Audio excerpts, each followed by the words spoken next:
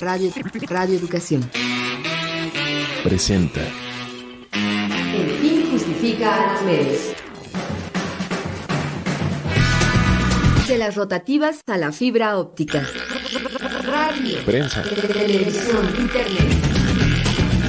El fin justifica a los medios. Expresiones mediáticas contemporáneas.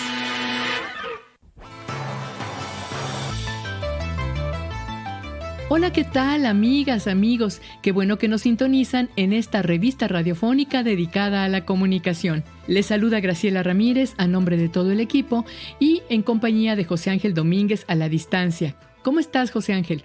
Encantado de saludarte, mi querida Graciela, así como tener la oportunidad de saludar, de desearle bien a todas las personas que nos escuchan, donde quiera que se encuentren.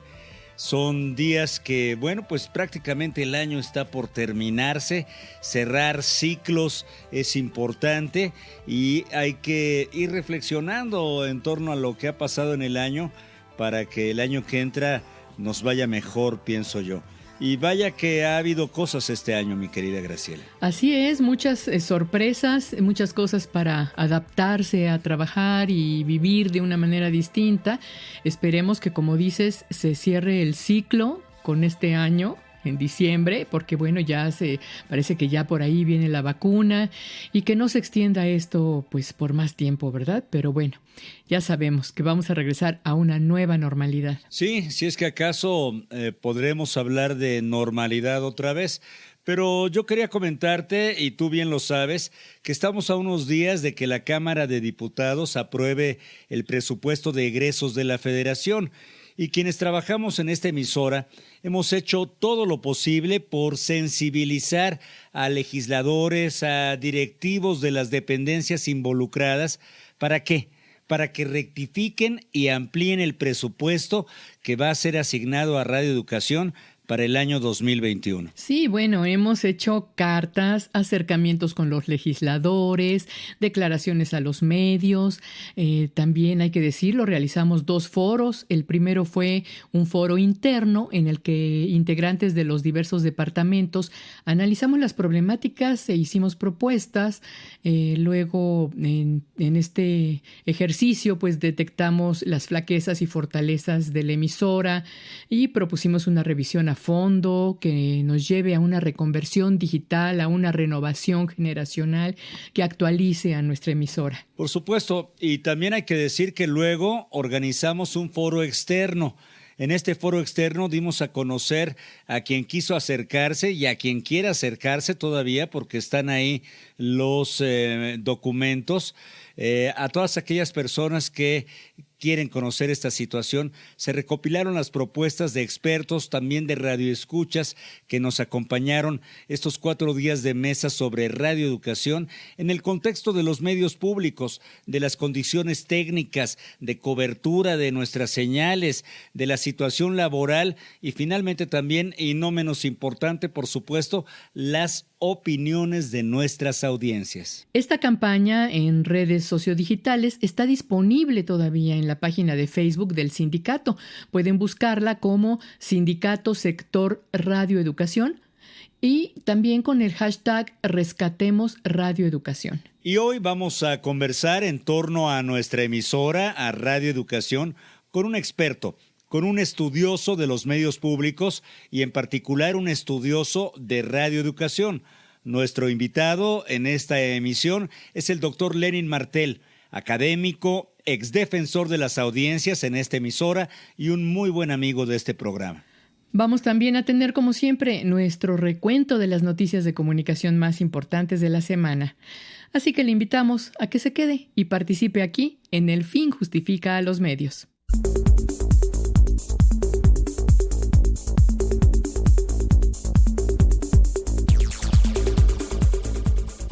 Saludamos a todos aquellos, a todas aquellas que escuchan nuestras frecuencias, el 1060 de amplitud modulada, el 96.5 de FM, a todas las personas que lo hacen vía internet y a quienes nos escuchan a través de las emisoras hermanas.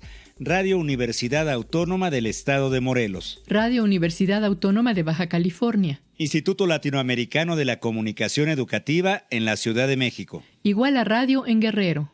El Escarabajo Radio en Jalisco. Radio Paraíso en Los Reyes, Michoacán. Radio Universidad Juárez Autónoma de Tabasco. Radio Universidad Autónoma de Occidente en Los Mochis, Sinaloa. Y también saludamos con mucho cariño y entusiasmo a todas las personas que escuchan el podcast que se sube a las redes sociales y por supuesto a la página de Radio Educación. Los invitamos a participar.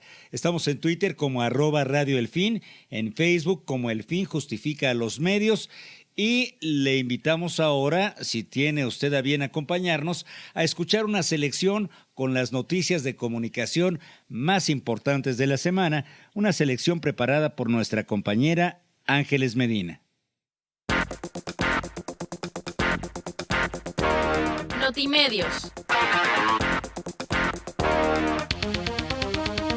En Salamanca, Guanajuato, fue asesinado Israel Vázquez Rangel, reportero del portal informativo El Salmantino. Israel Vázquez fue atacado a balazos por sujetos desconocidos cuando se alistaba para realizar una transmisión en vivo sobre el hallazgo de restos humanos en la colonia Villa Salamanca. Paramédicos de la Cruz Roja auxiliaron al reportero y lo trasladaron al Hospital de Petróleos Mexicanos, pero murió cuando recibía atención. Hay que decir que Israel Vázquez es el primer periodista asesinado en Guanajuato, un estado gobernado por el panista Diego Sinué Rodríguez Vallejo. Por este asesinato, el gremio periodístico de Guanajuato y los trabajadores de El Salmantino exigieron a los 3 niveles de gobierno que atiendan la crisis de inseguridad que azota a esta región y capturen a los responsables del homicidio de Israel Vázquez. Sin embargo, la alcaldesa de Salamanca, Beatriz Hernández, se deslindó de lo sucedido y prácticamente responsabilizó al periodista de ponerse en riesgo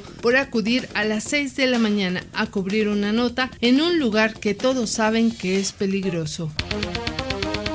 El representante de la Alta Comisionada de Naciones Unidas para los Derechos Humanos en México, Guillermo Fernández, condenó el asesinato del periodista Israel Vázquez Rangel en Salamanca, Guanajuato, y demandó a las autoridades esclarecer el homicidio, tomando en cuenta los estándares de debida diligencia, de forma que este crimen no quede impune. Para el representante del organismo, este asesinato ratifica la situación de vulnerabilidad en la que se encuentran muchos periodistas en México, especialmente aquellos que desarrollan su labor en zonas de alto riesgo. En Celaya, Guanajuato, se denunció la desaparición del periodista Víctor Manuel Jiménez Campos desde hace 10 días, sin que hasta la fecha la autoridad haya generado una ficha para su búsqueda. Así lo afirmó Verónica Espinosa, integrante del Consejo Estatal de Protección a Personas Defensoras de Derechos Humanos y Periodistas de Guanajuato. La desaparición de Víctor Manuel fue denunciada ante la Fiscalía General del Estado, pero ante la falta de resultados, sus familiares han decidido difundir las fotos del comunicador a través de las redes sociales. Víctor Manuel Jiménez es reportero de medios digitales y cubre la fuente policíaca. Salió de su domicilio el 1 de noviembre para asistir a un partido de béisbol en la comunidad de Helguera, en Celaya, y hasta el momento se desconoce su paradero. Reporteros Sin Fronteras condenó los asesinatos de 3 periodistas mexicanos en los últimos 10 días y exigió al gobierno de Andrés Manuel López Obrador tomar decisiones valientes para detener la caza de comunicadores. Reporteros Sin Fronteras afirma que en nuestro país continúa la espiral de violencia contra la prensa, por lo que llamó a las autoridades de todos los niveles a esclarecer las ejecuciones y dar prioridad a la pista profesional.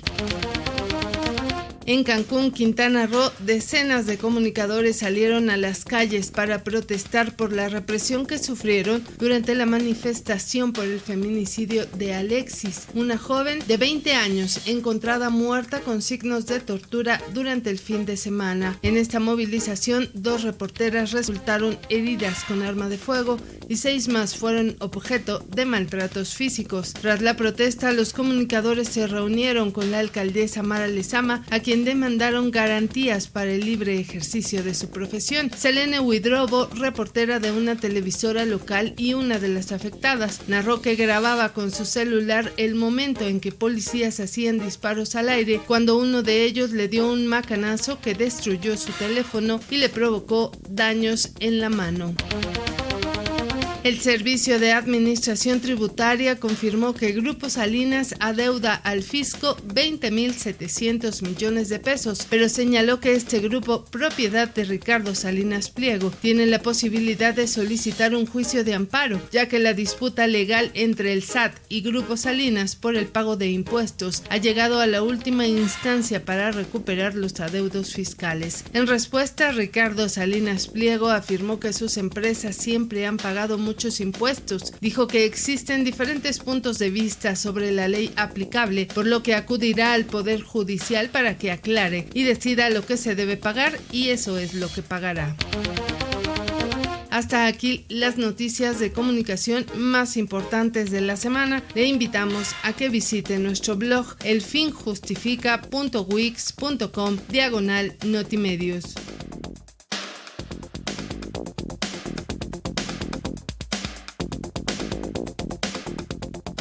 Le invitamos a consultar Notimedios en nuestra página de Facebook, El Fin Justifica a los Medios, o en el blog elfinjustifica.wix.com/notimedios. Como le comenté, estamos en Twitter como @Radio El Fin y en Facebook como El Fin Justifica a los Medios. Y mi querida Graciela, como siempre, la radio pública no se explica sin la participación de sus audiencias, y vaya que nuestras audiencias en Radio Educación han sido participativas, se han construido a lo largo de los años, se han educado y pues han evolucionado, por supuesto. Sí, José Ángel, y bueno, hay que decir que lamentamos mucho no tener en este momento los mensajes que llegan por WhatsApp, porque con esto del trabajo en casa, en la sana distancia y demás, pues no hemos podido recuperar estos mensajes, por lo cual estamos solamente comunicándonos con nuestro auditorio a través del Facebook y del Twitter. Sí, sin embargo, algunos llegaron, y tengo aquí el de Ernesto Luna, que dice: por cualquier lado, Loret está implicado. Algo tan serio se tiene que verificar. Si Loret se dispone como inocente, ¿por qué siendo periodista no investigó por qué le hicieron ese montaje? Esa era su obligación como periodista. Laura Barranco no es tan inocente tampoco. Trabajar para Televisa no es algo digno, dice Ernesto Luna. Nuestro amigo Óscar Chávez Lanz nos dice que el señor Vallarta lleva 15 años en la cárcel. Loret es corresponsable de eso. Viridiana Lara felicita a Radio Educación y dice: excelente programación. Y Servando González Muñoz nos manda saludos, y muchos saludos también a nuestro invitado de la semana pasada, al periodista José Reveles. Continuamos con el programa El Fin Justifica a los Medios. Quédate con nosotros. La entrevista. Como mencionamos al inicio de este programa, estamos por llegar al momento de la verdad. La Cámara de Diputados aprobará el presupuesto de egresos de la Federación y con ello quedará claro el destino de Radio Educación para el próximo año. ¿Cuál es la historia de Radio Educación que se escribirá en el libro de la Cuarta T? ¿Cómo llegará Radio Educación a sus 100 años al final del sexenio en el 2024? Radio Escuchas y Trabajadores la queremos más viva y actualizada que nunca. Qué buenas preguntas, mi estimada Graciela.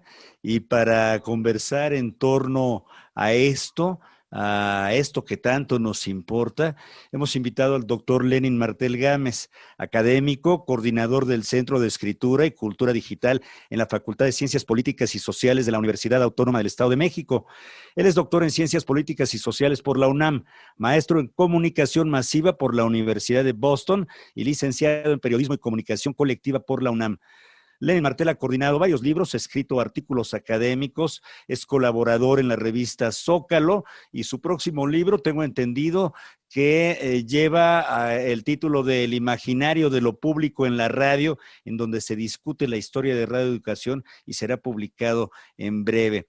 Lenin es presidente del Consejo de Programación de UAM Radio, miembro de la Asociación Mexicana de la Defensoría de las Audiencias, AMDA, y hay que decirlo que fue integrante del Comité de la Defensoría de las Audiencias de Radioeducación en un colegiado inédito en México y es ex vicepresidente de la Asociación Mexicana de Investigadores de la Comunicación. Como siempre, querido doctor, me da muchísimo gusto saludarte. Un abrazo a la distancia. ¿Qué tal, José Ángel? Me da muchísimo gusto saludarte igualmente. Se extrañan los micrófonos, ¿no? Después de tanto tiempo de haber colaborado juntos y un abrazo como siempre a la audiencia. Bienvenido, Lenin, muchas gracias. Como estudioso de los medios públicos y en particular has investigado sobre esta emisora Radio Educación, ¿qué dirías de Radio Educación en cuanto a la trayectoria que le ha permitido delinear un perfil de medio público que se ha venido convirtiendo en un modelo de la radio pública en México? Pues sí, Graciela, yo diría no solamente un modelo de la radio pública en México, sino también de América Latina. Por ejemplo, esta cuestión inédita de la cual hablaba José Ángel, ¿no? De la Defensoría, pues también se ha convertido de alguna manera en un modelo también para América Latina y así muchísimas cosas. Este programa en el cual estamos hablando es también una referencia, yo diría que incluso para el mundo. Un programa como este existe en muy pocas radiodifusoras o existen muy pocas revistas que critiquen o que analicen la situación de los medios de comunicación en el mundo. Entonces, yo creo que Radio Educación ha venido luchando como una institución contra viento y marea desde que abrió sus puertas. Y es una institución tan noble, una institución construida por realizadores como ustedes, y que ha visto pasar a varias generaciones con mucho talento y que también, y muy trabajadoras, y también parte de la audiencia que ha sido, pues, ha estado ahí al pie del cañón para que esta radiodifusora se fuera acercando paulatinamente a un ideal de servicio público. Y así hasta que llegó la ley. Pero hay que decirlo, esta radio ha sido muy importante para la coyuntura del país, yo creo que es muy importante reflexionar lo que le ha dado a México, lo que le ha dado sobre todo a esta Ciudad de México y que ha sido algo bastante importante. En ese sentido, quisiera preguntarte en torno a tu próximo libro, El imaginario de lo público en la radio, para de alguna manera enlazarlo con pues, estas ideas en torno a Radio Educación, su pertinencia o no, su evolución, cómo fue, digamos, compenetrándose con las distintas audiencias. Este imaginario de lo público en la radio, ¿es una tesis, es un libro en específico? Cuéntanos qué temas se abordan y cuándo va a salir, mi querido Lenin, y de ahí nos agarramos, ¿te parece? Pues muy bien, mira, fíjate, José Ángel, este es un libro que he trabajado durante mucho tiempo porque la historia de Radio Educación no ha sido tan fácil. A mí me interesó mucho trabajar sobre este libro porque nace en una coyuntura donde todo el mundo decía, aquí en México no hay radio pública. Entonces, de repente yo dije, a ver, y pues Radio Educación y algunas otras radios suenan un poco parecidas a lo que es la radio pública o mucho parecido a lo que son las radios públicas de otras partes del mundo, como BBC, la radio pública en Estados Unidos, la radio pública en Australia. O sea, había programas donde se intentaba educar a las audiencias, donde se difundía la cultura. Había programas espectaculares que yo decía, pero a ver, en México, supongamos, eso yo lo decía, por ejemplo, a principios de este siglo. Y yo decía, imagínense que ahorita llegue Aladino con su lámpara maravillosa y que diga, les voy a dar una radio pública. Yo dije, a lo mejor las cosas no van a cambiar mucho, porque finalmente en este país habría que ver lo que ha pasado con las radios estatales, que digamos que son las que se acercaban un poco o que se decían ser radio públicas, aunque no lo fueran. Entonces yo lo que traté de observar, dije, a ver, vamos a observar el caso de Radio Educación, que ha sido para mí una excepción en el cuadrante, Vamos a ver y vamos a investigar qué es lo que ha sido para la sociedad y cómo, sobre todo, los trabajadores han ido incorporando esos ideales o esos principios, esas características de una radio de servicio público sin aún tener una ley. En realidad, Radio Educación, desde que abre sus puertas en la segunda temporada, ¿no?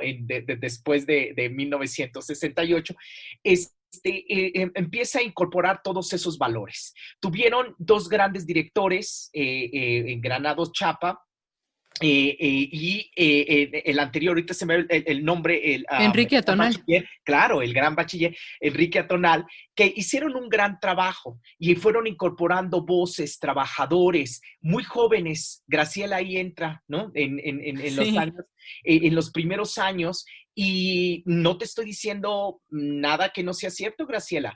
Todas estas cosas que empezaron a hacer, romper esquemas, a tratar de ensayar, a tratar de meter mucha creatividad a los programas dentro de un en contexto o régimen autoritario, el de Echeverría, luego el de López Portillo, etcétera. Y así cada vez trató y luchó de ir incorporando estos valores, lo logró bien.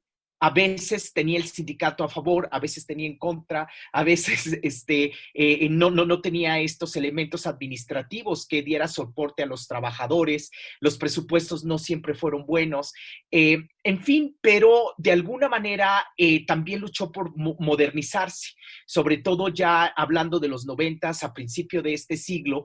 Y a mí lo que más me interesó, y es lo que al final hago, es hacer un análisis de programación. O sea, no es una cosa que yo esté inventando o que quiera hacer una apología de radioeducación. Ahí están las cosas. No es una radio perfecta, ni nunca la ha sido, y no creo que haya una radio perfecta, ni un modelo perfecto. Pero sí, para mí fue muy interesante platicar con los trabajadores, gente como ustedes, hay que decirlo, que día a día hacen un gran esfuerzo por realmente hacer trabajos donde se pueda discutir los verdaderos problemas nacionales. Pongámoslo. Repito, este programa, ¿no? Analicé muchos otros programas como Sexo en tu propia voz, cuando se hablaba de sexualidad en un momento donde parecía seguir siendo tema tabú, aún lo es en muchos contextos en este país. Y creo que, por ejemplo, es un programa que ha ido evolucionando. Estos controles remotos que eran maravillosos, donde iban y en vez de que alguien hablara por los jóvenes hablaban por sí mismos. Entonces, podría pasar dando muchísimos ejemplos y de todo esto trata este libro. Entonces, yo llego a una conclusión de que históricamente, incluso antes de que estuviera la ley y que dijeran, hay una radio pública, pues Radio Educación podría haber sido una excepción y sin que a nivel jurídico hubiera un artículo que dijera, existe la radio pública en México. Yo creo que Radio Educación se estaba acercando a estos principios, a estos ideales de una radio de servicio público. ¿Qué es lo que consideras, Lenin, que permitió que Radio Educación permaneciera como un medio público que no se dejó oficializar, como ha sucedido con otras radios estatales en el país? Porque una de las cosas que nosotros creemos, ¿verdad?, es que los trabajadores han sido un factor fundamental. El hecho que se haya podido basificar a este grupo de trabajadores le ha dado esa permanencia, pero es innegable que también hay una intención y una voluntad de parte del gobierno, de los distintos gobiernos que se fueron sucediendo, para que esto sucediera así. Es decir, yo creo que hubo una intencionalidad muy consciente de crear una especie de válvula de escape que destensara las presiones sociales que había en ese momento, ¿no? ¿Cómo ves tú esta combinación entre la dirección, el gobierno, la intención que hubo desde ahí y luego este grupo de trabajadores que se conformó en estos años?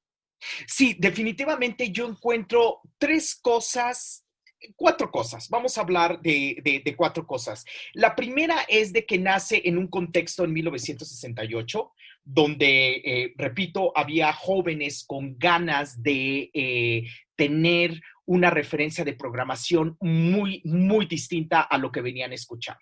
Venimos de una época de la radio sinfonola, donde la radio comercial inundaba el cuadrante y donde pues los programas eran, pues realmente ustedes lo recuerdan, eran totalmente música, no necesariamente música buena, de calidad, y realmente no había programas que discutieran los verdaderos problemas, como dije, en la vida pública de este país. Recordemos en esos años, bueno, el 68, pero también venía ya el término de una etapa de crecimiento económico. Lo que vino después, a partir del 72, 76, fueron una serie de crisis económicas que se agravaron en los años 80, migración a Estados Unidos, desempleo terrible, y que los jóvenes, o en realidad las familias, necesitaban escuchar y tener otro tipo de referencia, otro tipo de información. Entonces, yo creo que el 68 fue un parteaguas muy importante, no solamente en términos de información, pero también en que había chicos como tú, Graciela, que estudiaban en la universidad, bueno, tú después, pero años después, pero que querían trabajar con la información, pero no en los mismos periódicos, haciendo las mismas cosas.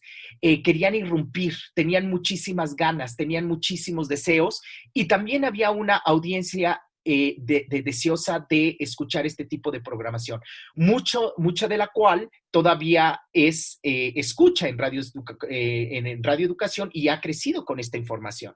Entonces, esto es algo bien, bien interesante, sería el punto número 1. El punto número 2 podría decir que tuvo que ver en Ciudad de México. Quizá Radio Educación, me he preguntado si no hubiera sido posible en otras partes del país. ¿Por qué? Porque en Ciudad de México finalmente hay una audiencia, están los centros educativos, siempre ha sido más crítica, ¿no? Por algo, por ejemplo, a mayor educación, mayor nivel escolar, pues también, ¿verdad? Llama mucho la atención este tipo de información. La audiencia busca otro tipo de noticias sobre ONGs, noticias que muchas veces se ponen en pulso o en otros lados. Entonces, yo creo que este contexto fue muy, muy importante dentro de la Ciudad de México. Había una audiencia que iba a sintonizar. Entonces, eso sería la segunda razón. Una tercera razón, y creo para mí podría ser de las más importantes, repito y reitero, es la importancia de los trabajadores. Los trabajadores que se formaron ahí y que, repito, estaban dispuestos a romper esquemas, estaban dispuestos a ensayar nuevas formas de producción, porque no había referencia. Lo único que había referencia prácticamente pues era hacer anuncios comerciales como los que pasaban en la radio comercial o en la televisión, formas de noticiarios como los de Televisa, etcétera. Y había que crear una nueva manera de comunicarnos. Y estos trabajadores lo empezaron a hacer, se quedaron, pasó mucha otra gente también ha ido a otros lugares a trabajar en televisiones comerciales, en radiodifusoras. ¿Cuántas veces no vamos a dar una conferencia o ustedes van a otros lados y dicen, es que yo trabajé en Radio Educación, yo hice servicio social en Radio Educación, yo fui becario en Radio Educación? Muchísima gente ha pasado por Radio Educación, y yo creo que aquí los trabajadores han estado al pie del cañón. Recordemos esta etapa en 1985, si no mal recuerdo, la huelga de los trabajadores, sí fue en 1985, sí. 86, 85, ¿no? Con Marcial Alejandro. Con Marcial, ajá. Ajá, exactamente. Bueno, ahí se ve lo que estaban dispuestos los trabajadores a hacer, ¿no? Entonces esto fue muy importante y se impusieron, ¿no? Se realmente retaron al director, y así sucesivamente lo han hecho una y otra vez. Entonces, esto ha sido muy importante. No han sido todos los trabajadores tampoco, también hay que decirlo, pero sí ha habido gente muy importante. Entonces, esto se añade a una cuarta parte, que es un cuarto punto, que es la basificación. La basificación, por eso decía, bueno, son tres aspectos importantes, pero uno más, que es la basificación, bueno, también le dio pues prácticamente les dio un lugar de decir somos trabajadores, existimos como trabajadores. Eso ya fue muy, muy tarde, y eso ayudó un poco en radioeducación, parcialmente, no completamente, pero bueno. Claro, Lenin, muy interesante ese análisis que tú haces y estos 4 puntos que mencionas, completamente de acuerdo. Creo que la basificación le dio un contexto general y es una de las luchas que actualmente se retoma para que las nuevas generaciones puedan justamente seguir con una evolución de la radio. Y entre todo lo que has dicho, me gustaría que nos detuviéramos un poco con esta cuestión de los contenidos, porque hablabas de algunos programas como Sexualidad en tu propia voz, que por cierto produce Graciela desde hace mucho y que ya hace mucho ya no sale a ver a los muchachos de la secundaria, a ver qué están pensando y tal, pero hubo programas ejemplares como El lado oscuro de la luna, por ejemplo, ¿no? En cuanto al rock,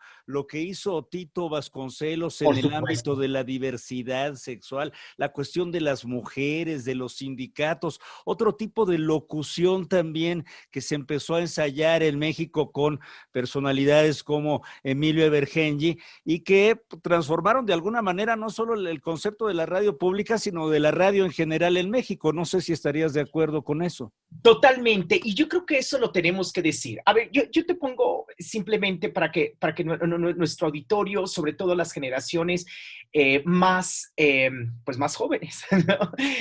Quizá puedan entender esto. Mira, por ejemplo, la manera en que tú estás hablando, que Graciela está hablando, es muy distinto a cómo hablaría Marta de Baile, ¿no? Como hablarían otros conductores en la radio comercial. Han sido una manera también de educar. O sea, a mí me sorprende, por ejemplo, la manera, las referencias, lo leído que están los locutores. Tú lo acabas de decir, Emilio Evergenji, un gran artista, yo diría, de la radio, no solamente un gran presentador. Me encanta, por ejemplo, a ti escucharte porque toda esta información que tienes diariamente, lo leído que llegas a la cabina, lo mismo Graciela, etcétera. Y así todos o gran parte de los conductores de radioeducación. Entonces, esto es algo muy importante porque es justamente con estos ejemplos que estás dando y con muchos más, cómo se fue construyendo una radio. Y no es de que yo dijera, ay, qué divertidos programas, ay, qué buenos, ay, que están rompiendo, ay, qué creativos. No, todos ellos eran programas y eso es lo que evidencio en este libro que se publicará. Justamente por sexenio voy viendo incluso los programas que se van haciendo, por ejemplo, las adaptaciones a las radionovelas. Cómo ahí van dentro de esta información van teniendo o van incluyendo valores sobre justicia, cuestionan la desigualdad, hablan de la historia de este país, hablan de otra historia de este país, la no oficial, hablan de cómo viven los jóvenes y así sucesivamente van hablando de muchísimas cosas. Esto es algo muy importante porque, como tú lo dijiste, desde, por ejemplo, vamos a hablar por géneros. Hablemos del género musical, que para mí ha sido lo más fuerte en radioeducación. Siempre lo he dicho y me gusta decirlo mucho en las conferencias. Por ejemplo, ¿quién conoce a Pepe Elorza? ¿No? Esto lo he dicho y a veces voy en auditorios y nadie conoce a Pepe Elorza.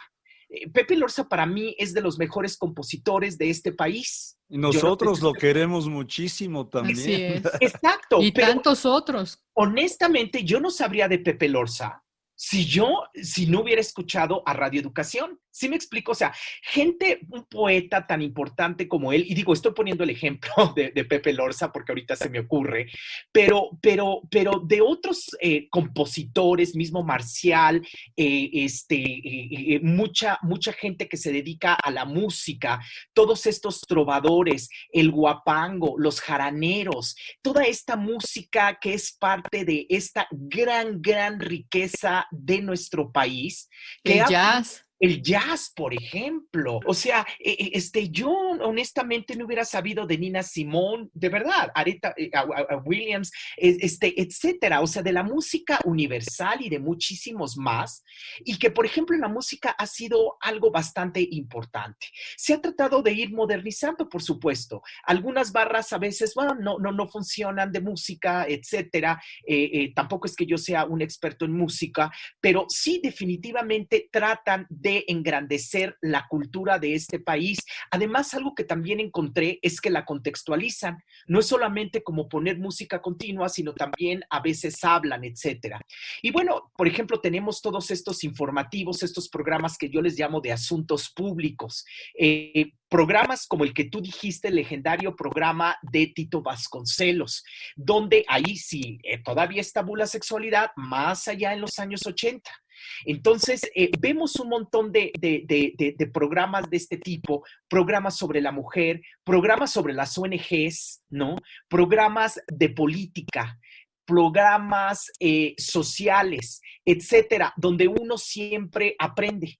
Y uno siempre va a poder con esto contribuir pues a la identidad nacional, a que las cosas funcionen, etcétera. Podría poner muchísimos ejemplos. En noticieros, por ejemplo, Pulso de la Mañana. Muchas veces es un programa que yo defiendo pese a todo. Yo creo que es un programa que, sobre todo en esta administración, se ha tratado de modernizar con nuevas voces. Me gustan estas nuevas voces. Qué bueno que existan estas nuevas voces y hay que darle paso a las nuevas generaciones. Voces frescas, voces que tienen otro tipo de información, etcétera. Pero, por ejemplo, me llama mucho la atención cómo, a pesar de que había críticas, incluso de que las noticias eran muy lineales, que a veces se leían, casi era como una réplica de La Jornada, pero también yo encontraba noticias que no pasaban en otros lados. Y yo me sigo informando, y podrían parecer pocas noticias, pero yo me sigo informando bien a través, o sea, es decir, no lo voy a encontrar en el Reforma, ¿no? Definitivamente, bueno, ya no lo leo, pero son noticias que no voy a encontrar ahí. Y así sucesivamente podríamos hablar de todas estas programaciones, hasta además todas estas coproducciones que se hacían anteriormente, que para mí eran muy importantes, coproducciones que se hicieron con el IMSS, con Conaculta en aquella época, que también eran muchas adaptaciones. Ya ni hablar, por ejemplo, de producciones que se hicieron en administraciones pasadas como Doña Justa, ¿no? También que habla de los problemas de la comunidad, por ejemplo, y cómo resolverlos, o sea, que habla de esta situación del nuevo sistema de justicia penal. Ya. En fin, muchísimos más la adaptación que tú hiciste sobre 1917, la Constitución, etcétera, que podríamos seguir analizando, pero ¿qué es programación si ustedes ven que no están en otros lados, en otros medios de comunicación? Radio Educación es una escuela radiofónica, como mucha gente sabe, desde luego. El otro día inclusive escuchaba decir a la señora Gabriela Barkentin que había pasado, que había hecho su servicio social en Radio Educación con un viejito que hacía efectos especiales por ahí en vivo todavía. ¿Qué te parece? Chente Morales. Claro, por supuesto. Por supuesto, una persona además encantadora, que realmente cuando yo hablo, así como hablé de Pepe Lorza, tendríamos que ver y hacer homenajes, y ya que en este país, sobre todo el PRI, el régimen priista, era muy bueno para hacer estos homenajes. Entonces, si le hizo homenaje a tanta gente, ¿por qué no le hace homenaje a tantos trabajadores, ¿no? A tantos profesores que son, a tantos artistas que realmente hacen un gran trabajo? Ha sido una escuela, y que ha sido una escuela oculta, si así le podríamos llamar. O poco porque conocida, digamos, ¿no? poco conocida, porque digamos, como lo dije antes, solamente cuando uno va a dar una conferencia por allá, por acá, y uno habla de radioeducación, es cuando la gente sale y decir, ah, yo trabajé ahí. Es grande y recuerdo quién me enseñó y recuerdo Emilio y recuerdo que conocía a no sé quién, pero realmente yo siempre he defendido que debería ya de haber, así como existe ahora el SPR, debería de existir pues una escuela formal para aprender radio pública, para aprender a producir radio pública. Entonces, Bueno, pero nosotros, bueno, sí hemos deseado tener como una especie de centro de capacitación radiofónica en la emisora. Eso implicaría, pues, muchos recursos. Sin embargo, de alguna manera esto se hace porque tú sabes, muchos estudiantes egresados de distintas carreras, sobre todo de comunicación, llegan a la estación y ahí reciben pues, precisamente una formación. También se ha hecho este trabajo de ir a emisoras de los estados y se ha hecho también con organizaciones sociales que de pronto producen programas en la estación. Pero yo te quería preguntar, Lenin, con respecto a lo informativo, porque se suele querer mencionar a Radio Educación, se ha identificado durante muchos años como una emisora cultural. Sin embargo, también la parte informativa es pues un hallazgo de Radio Educación en el sentido en que en los tiempos que surge este nuevo modelo de radio en los años 70, 80, 90 y aún ahora, da espacio a voces críticas, a voces de oposición. totalmente. Comentaristas, especialistas, científicos, intelectuales, gente que no necesariamente viene a aplaudir al gobierno, sino que tiene una posición crítica. Y vamos, aún hoy, ¿verdad? Con todo y que nuestro público tal vez tenga un poco más un signo de izquierda, pues hay críticas todavía al gobierno actual, por ejemplo, ¿no? Sí, claro, eso es algo que se tiene que explicar más y que tenemos que totalmente explicar más. Ahora, ¿por qué también a veces se hablaba de que podría ser radioeducación de izquierda? Bueno, hay algo que pasa, ¿no? Y justamente lo hablaba con mis estudiantes en clase. También los periodistas, también la gente informada tiene su propio corazón. Y sabemos que la objetividad en el periodismo tampoco existe, ¿no? Siempre y cuando sea argumentado, etcétera, todos tenemos una postura. Entonces, digamos también por qué se veía como que Radio Educación era más de izquierda. Bueno, porque cuando tenemos una prensa totalmente de derecha y ahora, bueno, ya es un poquito más plural, etcétera, pero antes, ¿qué espacios había? Entonces, pues obviamente eran los únicos lugares donde se entrevistaba a Cuauhtémoc Cárdenas, era de los únicos lugares donde se entrevistaba a gente de izquierda. Entonces, automáticamente salía tachada así, pero en realidad no. Entonces, digamos que era de la única manera, alguien podría decir, bueno, es que esto no es pluralidad, ¿no? Porque entonces se le está dando nada más voz a la gente de izquierda, pero no es cierto, porque en un país donde solamente había pura derecha, grupos de derecha visible y tenían el poder político y económico, entonces aquí se les daba voz a estos otros grupos.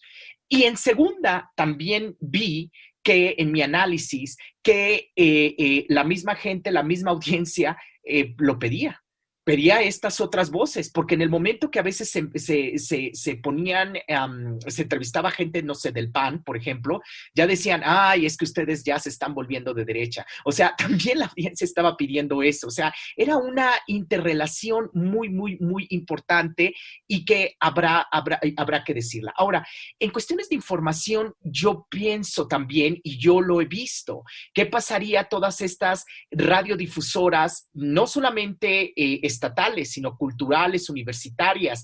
El viernes pasado hablaba, por ejemplo, en Radio Bilingüe, y yo me ponía a pensar qué pasaría con todos nuestros paisanos, ¿no? Que están que viven en California, que viven en Estados Unidos, ¿Y qué pasaría si no tendrían toda esta información de radioeducación, que es muy importante?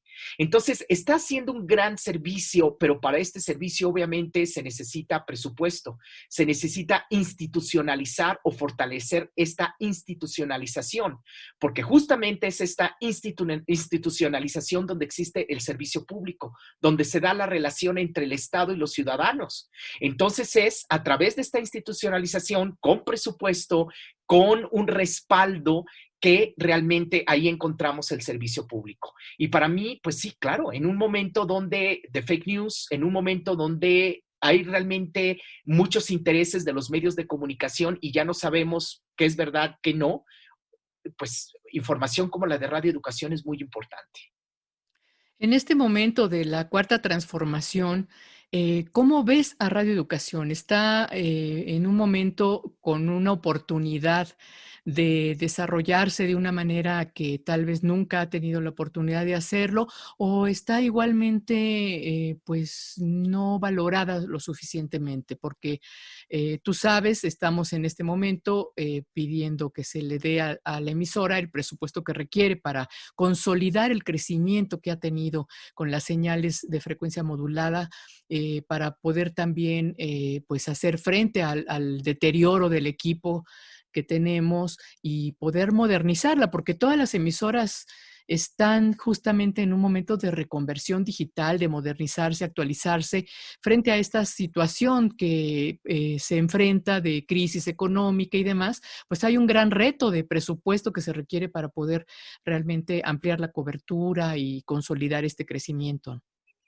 Bueno, totalmente. Yo te respondería, no ha sido valorada y tendría que ser valorada, ¿no? Como una gran institución. Entonces, y no solamente tiene que ser valorada por el Estado, sino también por sectores académicos, de periodistas, de ONGs, por la misma audiencia, por los mismos ciudadanos. Definitivamente es algo que se le debe a Radio Educación. ¿Es una institución no perfecta? No es perfecta, pero yo creo que ha dado muestras grandiosas, ahorita dimos algunas, de lo que ha podido ser. El próximo año son los 100 años de la radio y a mí me gustaría que hablemos mucho de la contribución que ha dado Radio Educación a la historia cultural y al desarrollo del país. Tenemos que hacer este esfuerzo por tratar de explicarles a los que toman decisiones que esta relación que a veces siento que no terminan de entender, cómo una radio puede justificar su contribución a la sociedad. Y entonces a veces no va a ser con mayor audiencia, a lo mejor no va a ser medible como ellos quisieran hacerlo, pero sí de una manera, de otra manera, que a lo mejor es como la trato de hacer en este libro, que con estas evidencias que estoy dando, y cómo ha ido fortaleciendo a nuestro país, a nuestros ciudadanos, etcétera. Entonces, ¿qué es lo que está pasando? ¿Cómo llega a la 4T?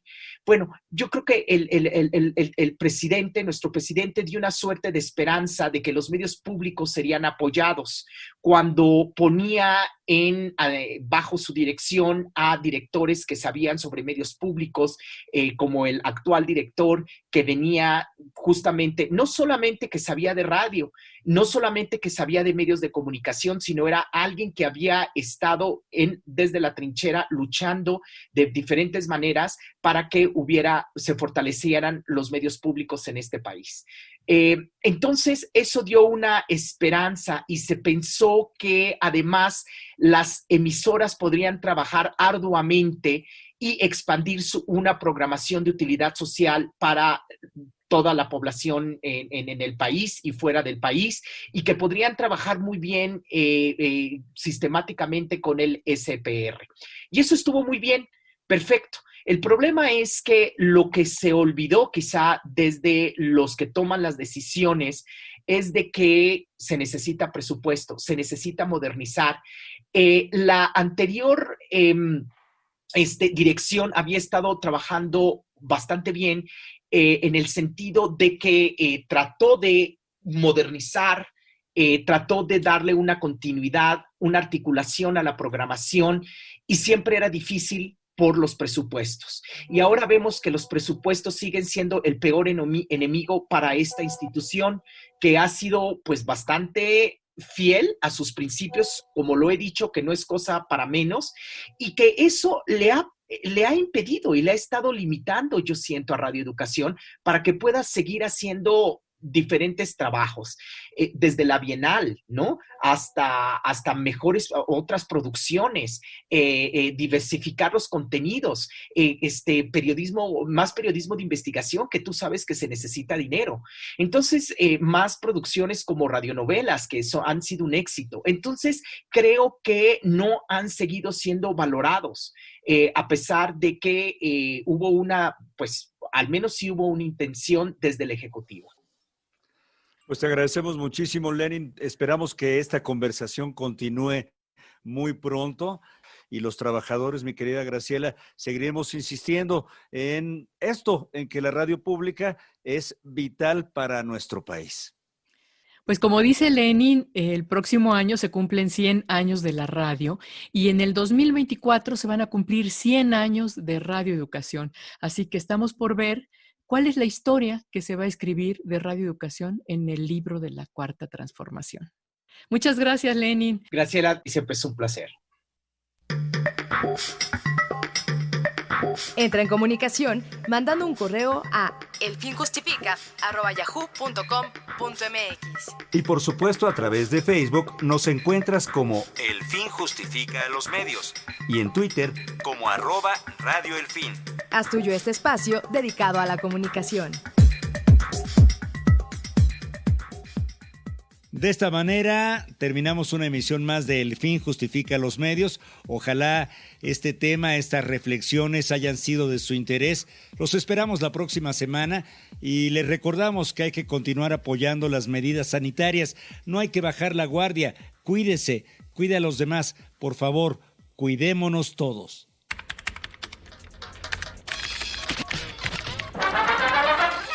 Radio Educación presentó El Fin Justifica a los Medios. Expresiones mediáticas contemporáneas. El Fin Justifica a los Medios.